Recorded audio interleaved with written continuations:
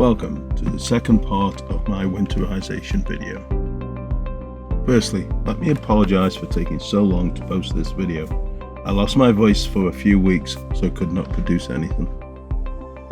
Also, much of this video is not actual footage, as when I was completing the winterization, it was extremely windy and I could not take decent photos in the video. In my last video, I finished with the winterization of the waterline. After finishing the water lines, I will go around the inside of the camper and check all storage places for dirt and items that are sensitive to cold. For example, my battery stash, batteries, particularly lithium batteries, are not good in the cold. I will also remove all smoke alarms, water sensors and other electronics like remotes from the camper. Remove the batteries from them for storage. Once the battery is out, I will typically put them in a storage bin and place them back in the camper for the winter. The next step is to clean the camper. We will typically clean the floors, sinks, toilets and showers using the same cleaning products we use in our home. At this time, I will typically not clean the outside of the camper and the windows, as this is something I will always do when I open up after the winter. The last thing you will want during the winter storage is to have pests like mice or rats living in your camper and chewing up all your really nice furniture. This is the process I do to protect my RV from pests like rats and mice during the winter time. To make up these packets, I will use standard bait trays. These are available at most retailers like Amazon, Home Depot. I will then load up the trays with the poison pellets. If you purchase the preloaded bait trays, then you won't need to do this. The type of poison I use is that which dehydrates the critter, which makes them leave the camper before dying. I don't want dead critters inside the camper over the winter. In an attempt not to kill the critters, I will load up dryer sheets with some cut up Irish Spring and make little bundles. I will then go around the inside of the camper and place the trays with the Irish Spring close to any pipe cutouts along walls in each area of the camper. Also, I place these on the outside, like in the kitchen area behind the drawers where the pipes feed through, and outside storage compartments. The Irish Spring and the dryer sheets apparently keep rodents away. I've been using this system for several years and I have never had any rodent damage inside the camper. I will then do a walk around of the camper, just to double check to ensure everything is ready to finalize the winterization, like ensuring that AC, floor and other vents are closed tight and all windows are closed and fully locked. I will now load up the camper with summer items like cushions, pool items. Camper is an ideal place to store these kind of summer only items during the winter and saves a lot of clutter. Next step will be to bring in all the slides. Once this is done, I will walk around and ensure that the slide seals are tight against the camper. I will then remove the power hookup from the camper, turn off the batteries.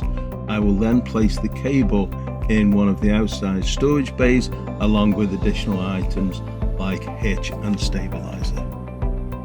At this point, I will go around and lock all storage units and external doors. If, like me, you have an electronic door lock, I will remove the batteries and use the provided keys to lock the door. I will now ensure that the wheel chucks are securely against the wheels.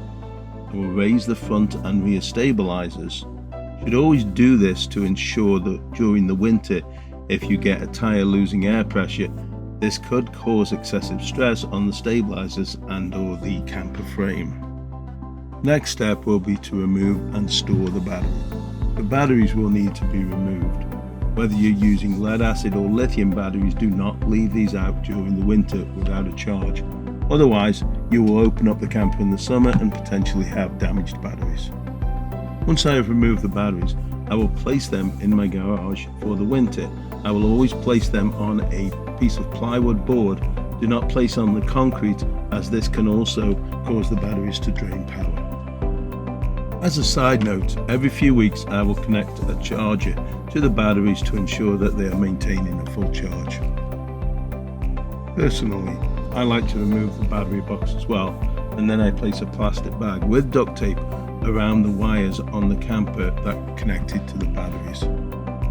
I will also remove the propane tanks. Not that these will have any issues, but I will use these for outdoor grilling during the winter as needed. I also like to remove the breakaway cable, as one year I had to replace this due to rusting during the winter. The last step of this process is to cover the camper. I will start off by putting the wheel covers in place.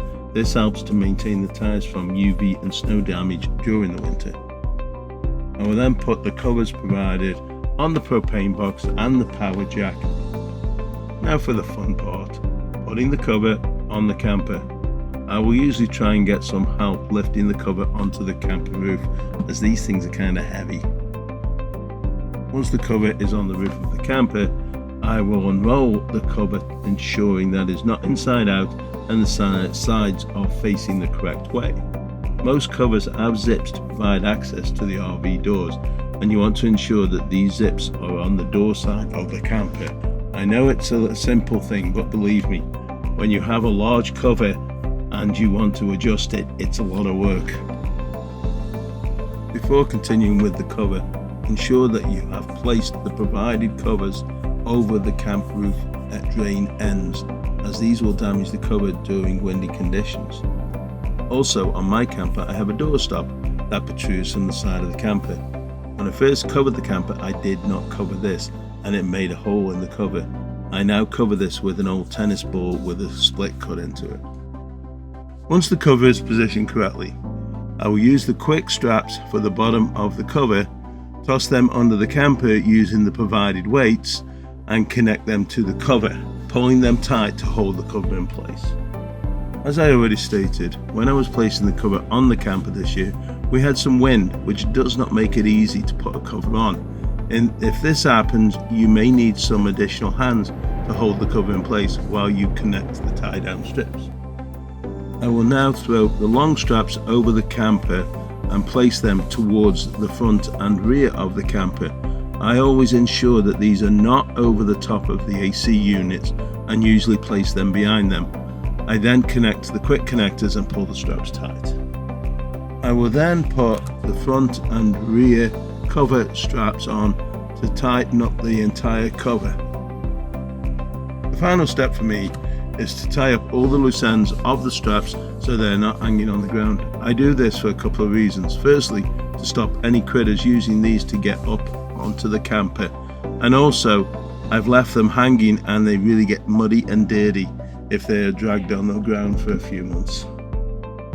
I hope you found this video helpful, and thank you for watching. Please help me to continue providing content by subscribing, giving me a thumbs up and clicking the bell to get new notifications.